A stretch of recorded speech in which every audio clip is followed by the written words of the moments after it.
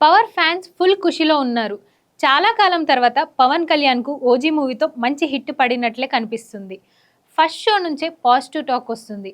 దీంతో సుజిత్ పేరు సోషల్ మీడియాలో మారి మోగిపోతుంది. ఎందుకంటే ఎంతోమంది డైరెక్టర్లు ఇవ్వలేని హిట్ సుజిత్ వచ్చి పడేశాడు. అందుకే సుజిత్ గురించి తెగ వెతికేస్తున్నారు పవన్ స్టార్ ఫ్యాన్స్.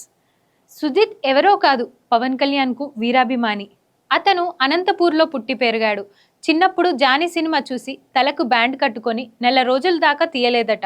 ఆ సినిమాతోనే అతనికి మూవీలపై ఇంట్రెస్ట్ పెరిగింది. అప్పటి నుంచే సినిమాలు తీయాలనే కలలతో పెరిగాడు. 17 ఏళ్లకే షార్ట్ ఫిలిమ్స్ తీయడం మొదలు పెట్టేశాడు. చెన్నైలో డైరెక్షన్ కోర్స్ తీసుకున్నాడు.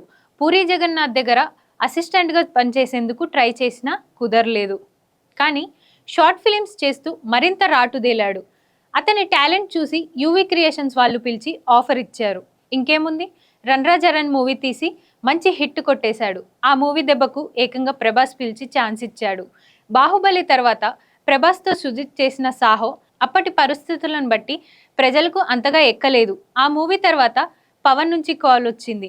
ఓజీ సినిమా తీసి ఇప్పుడు ఏకంగా హిట్ కొట్టేశాడు. 2022లో ఈ మూవీ మొదలైతే 3 ఏళ్లు టైం తీసుకుంది.